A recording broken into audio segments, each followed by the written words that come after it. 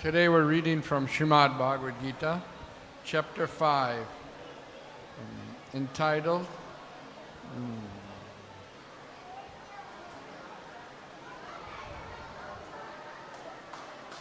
Karma Yoga, Action in Krishna Consciousness, text number 23. Om Namo Bhagavate Vasudevaya.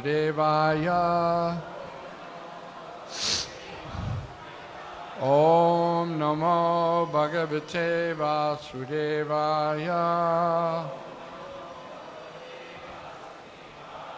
Om Namo Bhagavate Vasudevaya.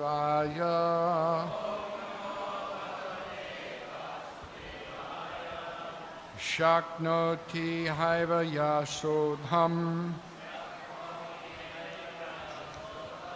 Shaknoti haiva yasodham.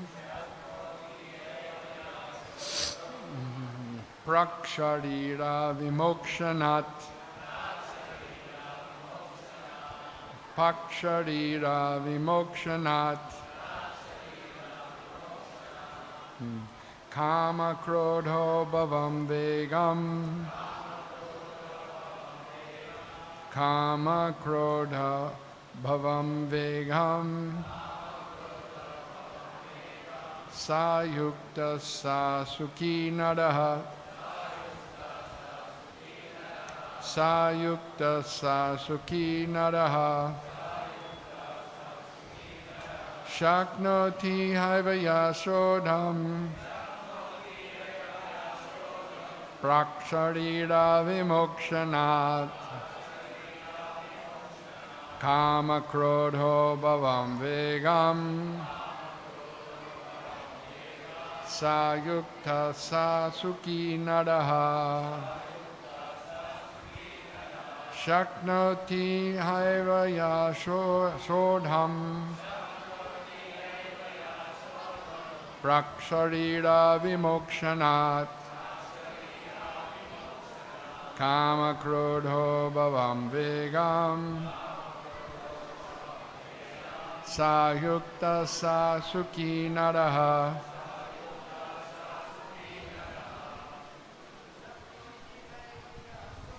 Shaknoti haiva yasodham. Praksharira vimokshanat. Kama krodho bhavam vedam. Sayukta sasuki naraha.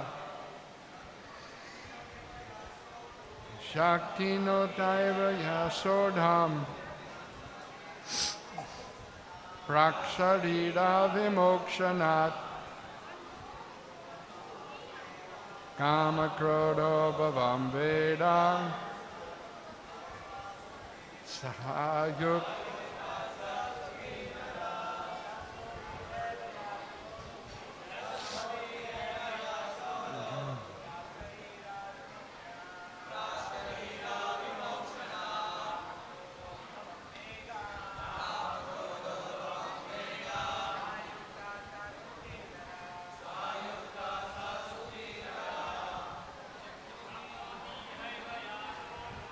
Sakti.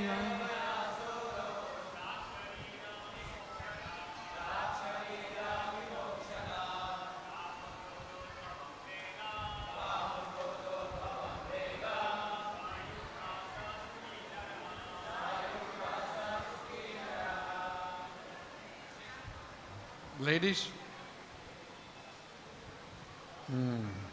Shaknoti is able. Iha eva, in the present body. Yaha, one who. Sodham, to tolerate. Prak, before. Sarira, the body. Vimokshanat, giving up. Kama, desire. Krodha, and anger. Udbhavam, generated from. Vegam, urges. Saha hi yuktaha in trance. Saha hi sukhi happy. Naraha human being. Before giving up this present body, if one is able to tolerate the urges of the material senses and check the force of desire and anger, he is well situated and is happy in this world. Purport. If one wants to make steady progress on the path of self-realization, he must try to control the forces of the material senses. There are forces of talk, forces of anger, forces of mind, forces of the stomach, forces of the genital, and forces of the tongue. One who's able to control the forces of all these different senses and the mind is called Goswami or Swami. Such Goswamis live strictly controlled lives and forego altogether the forces of the senses. Material desires, when unsatiated, generate anger, and thus the mind, eyes, and chest become agitated. Therefore, one must practice to control them before one gives up the material body. One who can do this is understood to be self-realized and is thus happy in this state of self-realization. It's the duty of the transcendentalist to try to strenuously control desire and anger. Om Ajnana Timinandasya Jnananjana Chalakaya Chakshurunmiditam Jena Tasmai Shri Gurave Namaha Mukam Karoti Vachalam Pangum Langayate Girim Yat Kripa Tarahan Mande Shri Gurun Dinataranam Paramanandamaravam Shri Chaitanyeshwaram. So in this part of the Gita, Krishna is telling Arjuna about someone, what they have to do to be liberated or self-realized. Right? So the first thing is, Krishna says, Shaknoti iha eva, that one should, first of all, be able to tolerate the urges of the senses. As long as you have a material body, there'll be the urges of the senses, different urges. And Prabhupada talks about them. Vegam means urge, our force. Right? Sometimes we do things that we don't want to do, as if we're forced. Right? So this is because of the not being self-realized, thinking that one is the body. Realization is not about I'm soul, but the realization is I'm this body. I'm this tongue, I'm this eyes, I'm the ears, I'm the nose. And being conditioned, Baddha Jeev, conditioned soul, means that I think I can find my happiness in my senses. If I have something nice to smell, see, touch, hear, taste, if I have pleasure for the belly, tongue, genitals, then I'll be happy. But Krishna is saying no. One can only be happy when one tries to control these urges, control the urges of the senses. Then one can be happy. Why? Because then the happiness comes from within. As long as we're looking for happiness with the senses and the external sense objects, okay, we can never be happy. Never.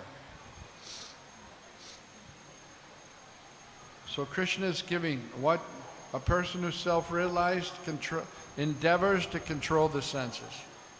So how to do that? How to control the senses? Well, first of all, one is able to have sense control by fixing the mind on the Supreme. And how do we fix the mind on the Supreme? Well, in this age, the recommended process to fix the mind on the Supreme is to chant the holy name of the Lord, Hare Krishna, Krishna Krishna, Hare Hare, Hare Ram. So once the mind is fixed on the Supreme, then it becomes possible to control the forces, to control the urges. So this is required. Unless we control the senses, it's not possible to become happy. One will always be chasing after sense gratification, and one is never satisfied with sense gratification, because sense gratification is never enough. No matter what we have in this life, we're always thinking about something else, right? Somebody's working at a job, they're earning some salary, but they're looking at the paper for another job with a better salary, right? So nowadays, the employers know that these employees, they'll go for another job. So they make them sign a contract, not just to give 1 month notice, to give 2 or 3 months notice, so the employer can find a suitable replacement. Why? Because no matter how much we earn, no matter what we do, we're never satisfied. We always think more. There needs to be something else. So here Krishna is saying that if you do that, you won't be happy. But if you control these urges, the mind, the belly, the tongue, the genital, and you become Goswami. Go means senses, and Swami means master, right?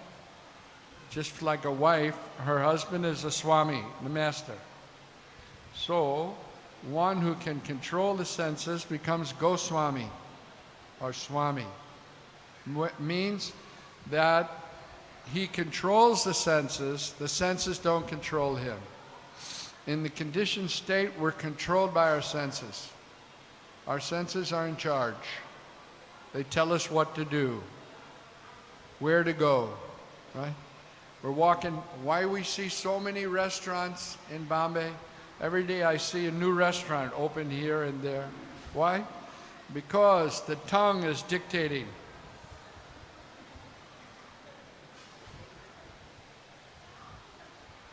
Right? The tongue. For satisfaction of the tongue. Right? So many innocent animals every day are killed. So many chickens, goats. Why? Tongue. Now, I never ate meat for 50 years. 50 years. Do I look like I'm too skinny or not healthy? Huh?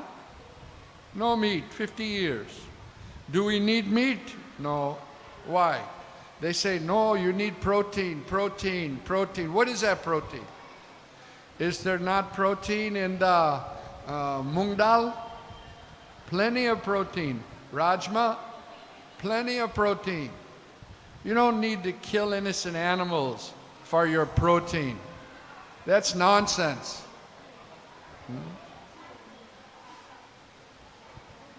But control the tongue. Right? What is that taste of meat? It has no taste anyway. Unless you put lots of onions and garlic. Maja nahi aata hai. So what is that thing? It's all mental, mind. So controlling the senses means to control the mind.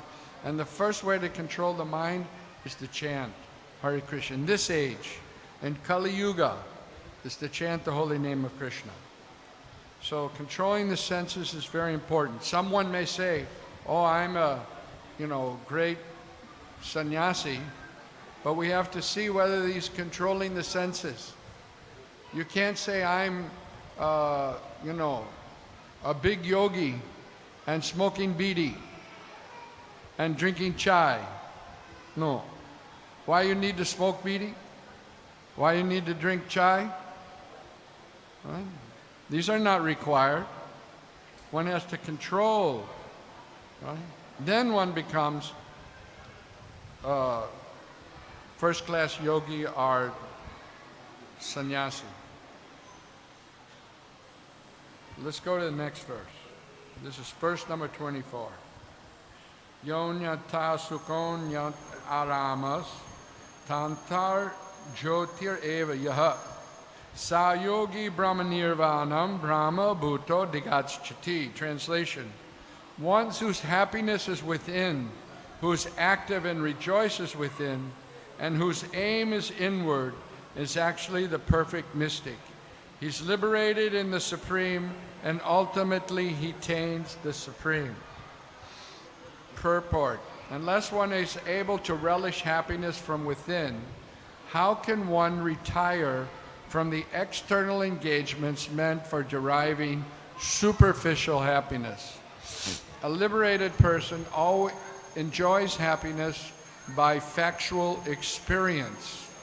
He can therefore sit silently at any place and enjoy the activities of life from within. Such a liberated person no longer desires external material happiness. This state is called Brahma Bhuta, attaining which one can assured of going back home, back to Godhead. So one may think that this is impossible to obtain, right? And it's true, it's not very easy that one is satisfied simply from within. Satisfied simply with one's relationship with the Supreme, in touch with the Supreme. Established in a relationship with the Supreme. Depending on the Supreme, surrendered to the Supreme Lord. Right? So therefore, Prabhupada says here, ultimately, so we have to practice for that. One practices establishing his relationship with the Lord in the heart. God says, Krishna says in the Gita, Sarvasya chaham hridisani visto. I am everyone's heart. I am in everyone's heart. Sarvasya chaham hridisani visto. Okay? But we forget that. We're looking at so many relationships in this material world with our, father, mother, siblings, husband, wife, all these relationships. But these relationships are temporary. In our last life, Krishna was with us as Paramatma. In this life, he's also with us as a Paramatma.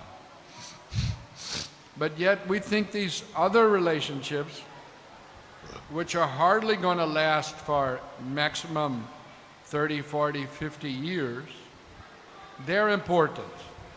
And we work at those relationships. But we don't work at the relationship with the Supreme Lord. Does that make sense? But that's what we do. That's what we do. So Bhakti Yoga means to establish that relationship with the Lord. And that comes about by controlling the senses and performing Bhakti Yoga. Then it'll be possible you're happy. No matter what's going on outside, the devotee is happy because that devotee is happy from within. He's not dependent on the external situation. Just like Prahlad. Prahlad was a devotee of Krishna, and because he was a devotee of Krishna, his father was so upset that he wanted to kill him. But Prahlad was always fixed in thinking of the Lord, and therefore whatever his father tried to do to kill him, he wasn't upset, he wasn't disturbed. So this is ultimately the goal. It's not so easy to obtain because our conditioning is to be worried about the external things of the world. And people are very interested in what's going on in the world around them or in other parts of the world. So it takes some time to change that habit. And we've got a lot of habits. A lot of people's habit is nowadays with social media, they wake up in the morning, even before they brush their teeth, they turn on the cell phone and check in if anybody chatted with them. These are habits, right?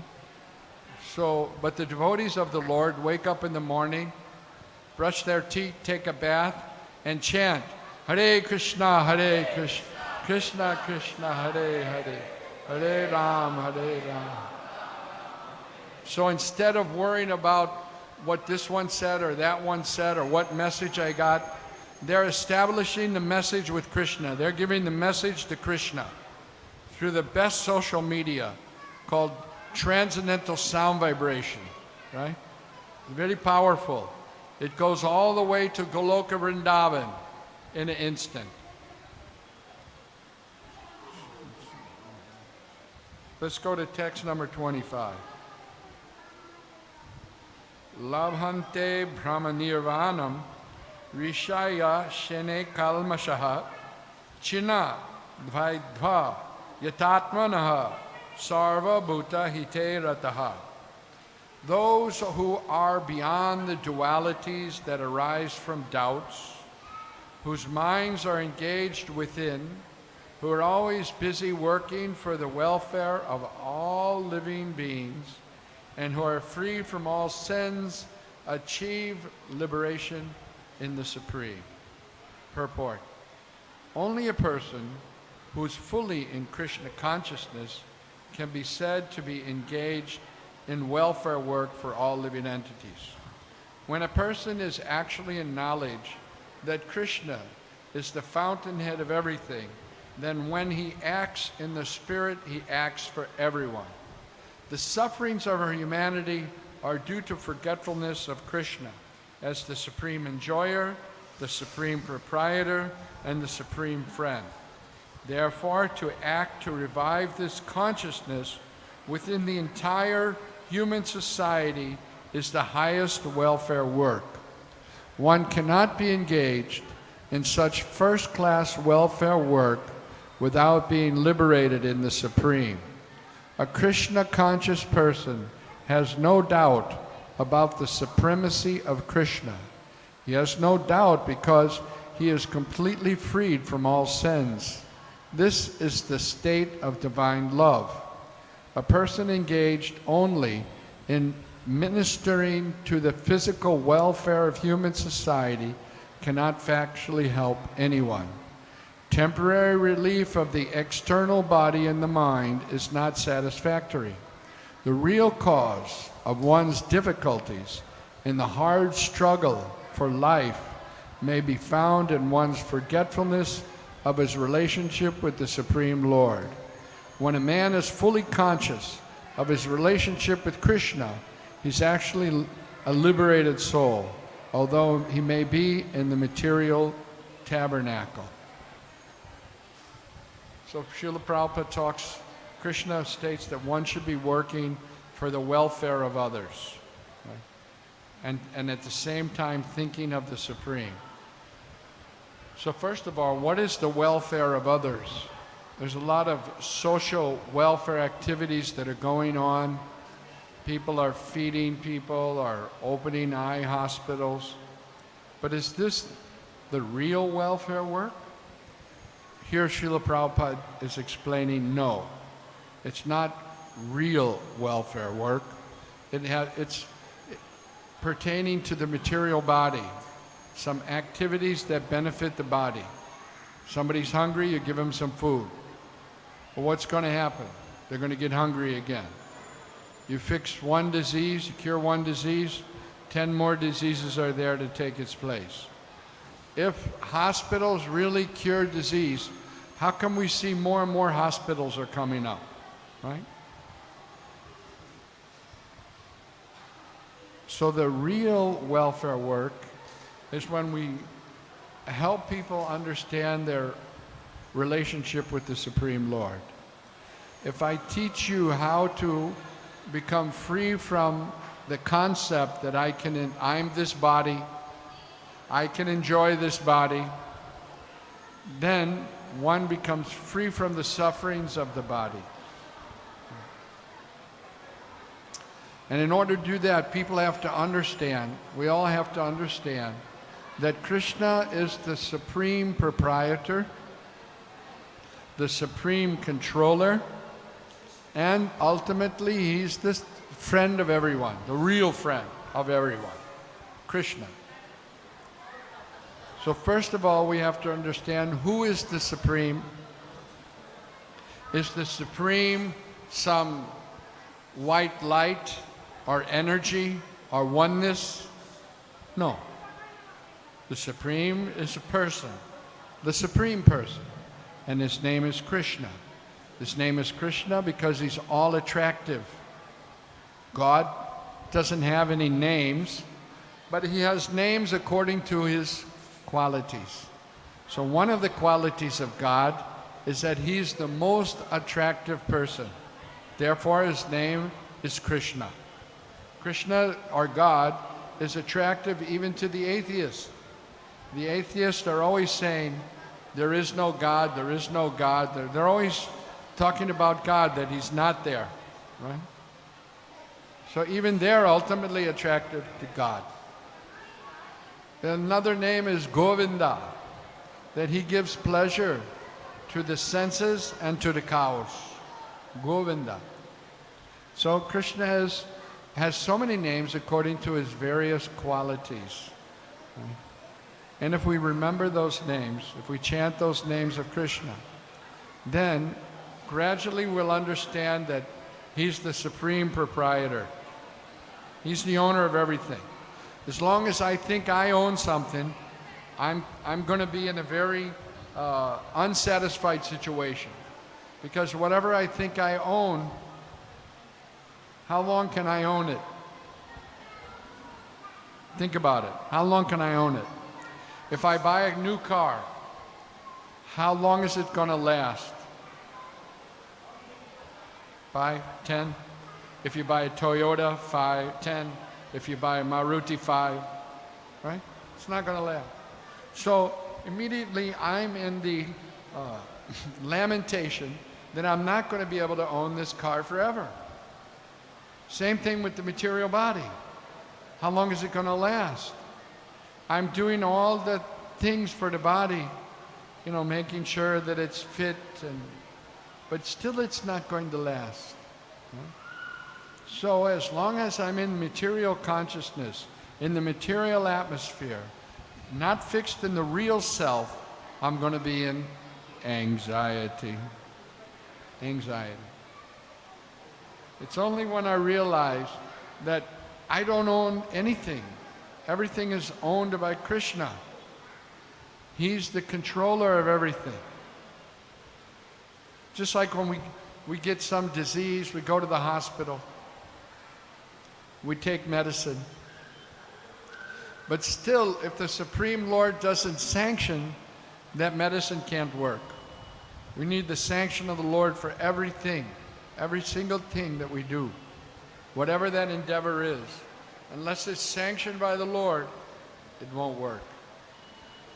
As the Paramatma, he's Upadrasta and Anumanta. He oversees everything and he allows things to happen. Upadrasta and Anumanta. So until we understand that, then we'll always be in the struggle to try to adjust things. We're trying to adjust things. Okay? When it's summer, we try to get an air conditioner, fan, adjust it. And if I get myself an air conditioner, I think, oh, I'm really enjoying this air conditioner. But are we? No. We need the air conditioner because there's suffering. It's too hot. It's mitigation of the suffering. It's not enjoyment. Enjoyment is something else. Enjoyment comes from within, Krishna says. It's inside. Inside that enjoyment is there. And if you can go inside, understand that the Lord is within my heart, and I'm an eternal soul. I'm part and parcel of Krishna. I'm meant to serve Krishna, then we can be happy. In any condition, anywhere, you can sit down all by yourself and chant and be happy. That was Prabhupada's instruction. Chant Hare Krishna and be happy.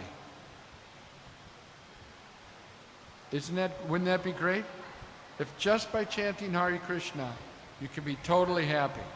You don't need the cinema, you don't need a bar, you don't need anything else except the holy name. And practically we can see, when the devotees chant in kirtan, they're ecstatic, right? They don't notice it's hot. They're sweating like anything. They're dancing, right? How can they do that? Because it's the holy name and because it's Krishna. They are associating Krishna by chanting his holy name, right? Outside, they can't be happy like that. No. No way. That kind of happiness, where you find? No. Krishna is the supreme friend, the supreme controller, and the supreme proprietor. Let's go on to the next verse. I want to finish up a couple of verses here. This is verse number 26. Huh? 26. Kama krodha vimuktanam yattinam yattachetasam abhito brahmanirvanam vartate varitatmanam. Those who are free from anger and all material desires, who are self-realized, self-disciplined, and constantly endeavoring for protection, are assured of liberation in the Supreme in the very near future. So in the other verse, it was saying ultimately, and now in this verse, it says in the very near future. Purport. Of the saintly persons who are constantly engaged in striving towards salvation, one who's in Krishna consciousness is the best of all. The Bhagavatam confirms that this fact as follows. Yatpada pankaja palasa vilasa bhaktya karma sayang grahitam udgratayanti santaha tadvan na rikta matayo yatayo pirudha shroto ganastam adanam bhajavasudevam. Just try to worship in devotional service Vasudeva, the Supreme Personality of Godhead. Even great sages are not able to control the forces of the senses as effectively as those who are engaged in transcendental bliss by serving the lotus feet of the Lord, uprooting deep-grown desire for fruitive activities. In the conditioned soul, the desire to enjoy fruitive activities of work is so deep-rooted that it's very difficult even for the great sages to control such desires despite great endeavors. A devotee of the Lord and constantly engaged in devotional service in Krishna consciousness, perfect in self-realization, very quickly attains liberation in the Supreme. Owing to his complete knowledge of self-realization, he always remains in trance. To cite an analogous example of this, Darshan Dhyana Sangsparshaya Matsya Kurma Vahangamaha Shwan Yapatyani Pushnanti Tataham Api Padmaja. By vision, by meditation, and by touch only do the fish, the tortoise, and the birds maintain their offspring. Similarly, I also, O Padmaja. The fish brings up its offspring simply by looking at them. The tortoise brings up its offspring simply by meditation. The eggs of the tortoise are laid on land, and the tortoise meditates on the eggs while in the water. Similarly, the devotee in Krishna consciousness, although far away from the Lord's abode, can elevate himself to that abode simply by thinking of him constantly, by engagement in Krishna consciousness. He does not feel the pangs of material miseries. This state of life is called Brahma Nirvana, or the absence of material miseries due to being constantly immersed in the Supreme. So here Srila Prabhupada is suggesting that by working for Krishna and thinking of Krishna, doing something for the pleasure of Krishna, one can be immersed in thoughts of the Supreme. And that, it doesn't mean that you have to live in the temple. It's not possible for everyone to live in the temple anyway, but you can certainly do something for the pleasure of Krishna. And what does Krishna say in the Bhagavad Gita? Patram pushpam palam toyam yome bhakti prayajachi. That if one offers me with love a fruit, a flower, or a leaf, I will accept it. So that's not very difficult, is it? Anyone can get a piece of fruit. Anyone can get a flower. Anyone can get a tulsi leaf and offer it to Krishna, right? And Krishna will accept that offering if we do it with love. So the key ingredient is love. And if we chant along with that activities of doing something for Krishna, the Maha Mantra, then gradually our love for Krishna, the Supreme Lord, will increase. Love is there, but the love is misdirected towards something in this material world, which won't last. Therefore, love directed towards Krishna is eternal, and it's our natural position to love the Supreme Lord. So very easily we can begin to develop that love. We all have to eat something every day. So if whatever we eat, we offer to Krishna before we eat it, then gradually our love for Krishna will increase. Let's go to verse numbers 27, 28.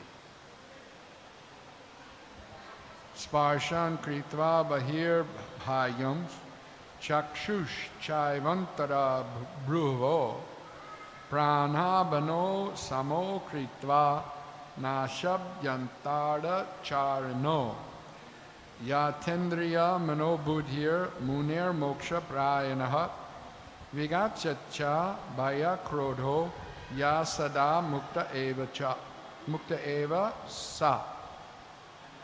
Shutting off all external sense objects, keeping the eyes and vision concentrated between the two eyebrows, suspending the inward and outward breaths within the nostrils, and thus controlling the mind, senses, intelligence. The transcendentalist aiming at liberation becomes free from desire, fear, and anger. One who's always in this state is certainly liberated. Purport.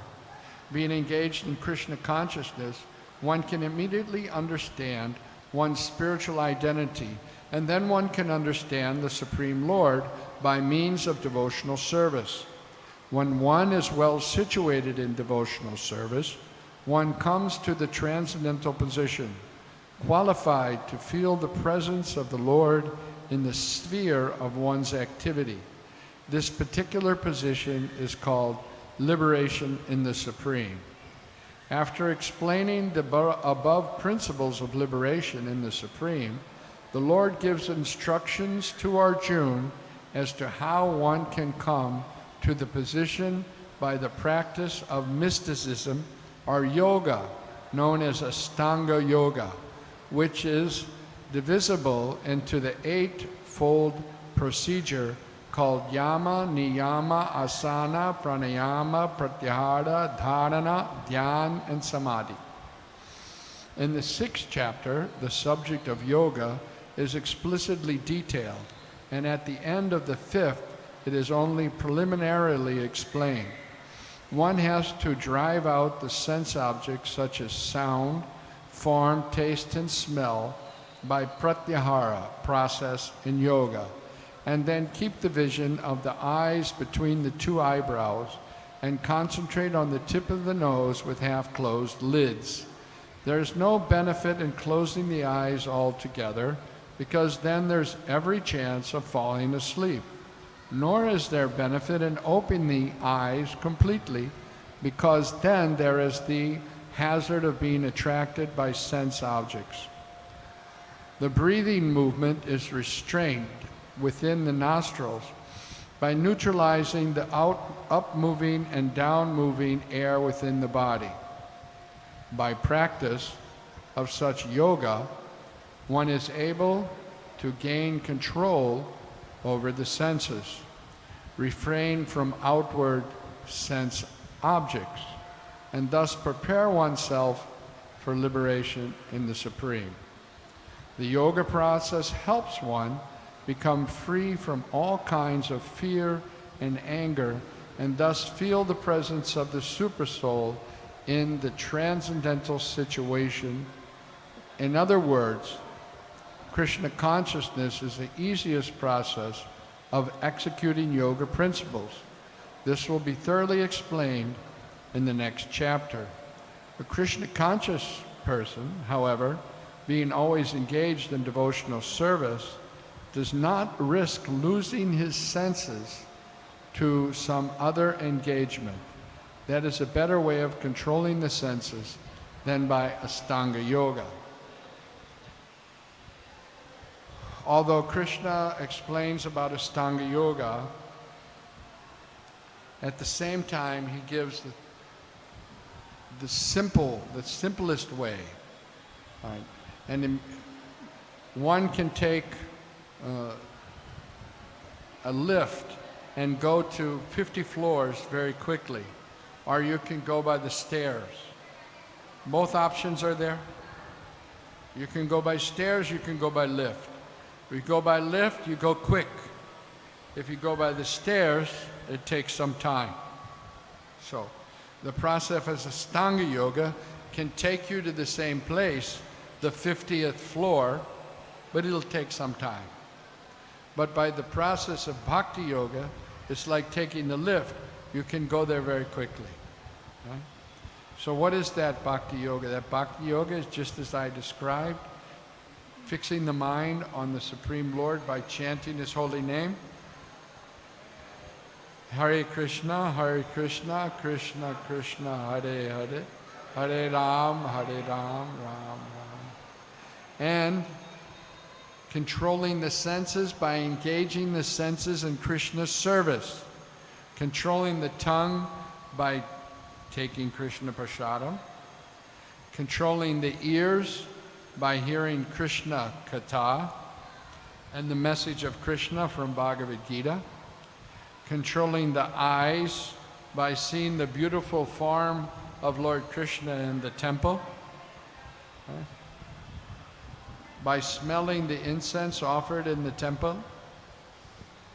So in this way the senses become engaged in Krishna. Right? And the more the senses are engaged in Krishna and Krishna's service, the more it becomes easier to think of Krishna and to understand Krishna. And once we understand Krishna, then we'll understand the falsity and the misery of this material world, and we'll understand that service to Krishna and thinking of Krishna is much higher and more pleasurable. So that's the sum and substance of these verses. So are there any questions so far? Yes? Hare Krishna, Prabhuji. Thank you very much, Prabhuji, for a wonderful class. So, in starting verse, This mentioned one has to control desires and senses and anger and everything, mind. So my question that sometimes able to hear. Sometimes we have spiritual desires. So and then another verse also in purport Prabhupada is mentioning that the fruitive mentality is there, is deep rooted. It's very difficult to overcome. So it's a So in the beginning you may have to dovetail. You have some deep-rooted desire for karmic activities, right? Just like people like to earn money. So that's a deep-rooted desire. They like to earn that money, right? The shopkeeper, he stays in the morning to 8 o'clock till late in the night because the money's coming, right? So that desire is there. But when you transfer that desire to do it for Krishna, to earn money for Krishna's mission, Yada yada hi dharmasya glanir bhavit bharata bhutanam dharmasya tadatminam sujamyaham. Krishna's mission, right? Then you dovetail that desire of fruitive activity in the service of Krishna. And in that way you become purified. Means sometimes we have spiritual desires. So I don't able to understand whether what is that spiritual desire? What? Like for singing. Huh? Singing. Singing. Kirtan. Kirtan. Yes. If you want to do kirtan, that's a spiritual desire to do kirtan. So sometimes we don't able to understand that whether I am doing for myself or Krishna. You keep on doing, and gradually we will become purified. That you're only doing for the pleasure of Krishna. Sometimes we lead the kirtan thinking, oh, I led the kirtan very nicely. That's not for Krishna. That's for you. Right? But if you continue to do kirtan, then you will do kirtan for the pleasure of Krishna and the devotees. No any other reason. Right? So we have desires, but we have to purify those desires in relationship to Krishna. And then no harm, that will help us in our devotional service. Any other question? Yes, she has a question. Give her the microphone.